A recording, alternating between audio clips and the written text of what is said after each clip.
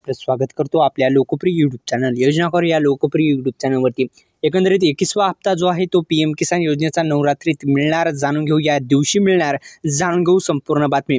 एकंदरीत आपण जर पाहिलं तर योजना करू लोकप्रिय यूट्यूब चॅनल आता सबस्क्राईब करायचं आहे। नवनवीन व्हिडिओ आपण या यूट्यूब चॅनलवरती टाकत असतो। जशी कोणती योजना असो या योजनेची माहिती देण्याचं काम या यूट्यूब चॅनलच्या माध्यमातून होत असतं। देशातील लाखो शेतकरी सध्या PM किसान महासन्मान निधी योजनेच्या 21व्या हप्त्याची वाट पाहतात आणि अखेर आता हा हप्ता जो आहे तो शेतकरी बांधवांच्या खात्यामध्ये नवरात्रीमध्ये या दिवशी मिळणार आहे का, जाणून घेऊ शक्यता आहे का, जाणून घेऊ या व्हिडिओच्या माध्यमातून।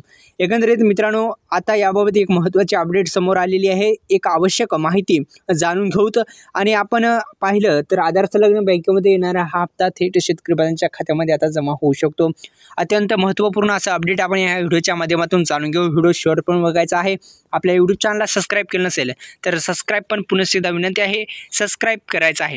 एकंदरीत मिळालेल्या माहितीनुसार PM किसान महासन्मान निधी योजनेचा जो हप्ता आहे तो हप्ता आता लवकरच शेतकरी बांधवांच्या खात्यामध्ये जमा करण्यात येणार आहे। जरी या योजनेच्या माध्यमातून आतापर्यंत शेतकरी बांधवांच्या खात्यामध्ये 40,000 रुपयाचं अर्थसहाय्य देण्यात आलेलं आहे। अनेक दिवसापासून शेतकरी बांधव आता 21व्या हप्त्याची वाट पाहतात। आता 21वा हप्ता कोणत्या तारखेला मिळणार जाणून घेऊ।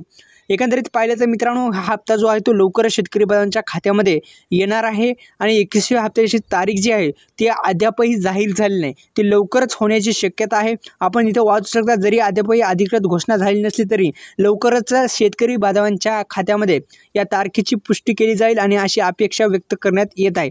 एकंदरीत आपण जर पाहिलं तर ही 21वा हप्ता बँक खात्यामध्ये जमा होण्याची शक्यता दाट आहे। दुसरं म्हणजे आधार संलग्न बँकेमध्ये हा हप्ता येणार आहे। लवकरात लवकर ही जाहीर होणार आहे तारीख। आणि 21वा हप्ता जो आहे तो नवरात्रीमध्ये कशाचे पैसे येणार तर अतिवृष्टी आणि नुकसान भरपाईचेच पैसे हे शेतकरी बांधवांच्या खात्यामध्ये मिळण्याची शक्यता आहे आणि त्याच्या संदर्भात GR सुद्धा प्रसिद्ध झालेला आहे। धन्यवाद।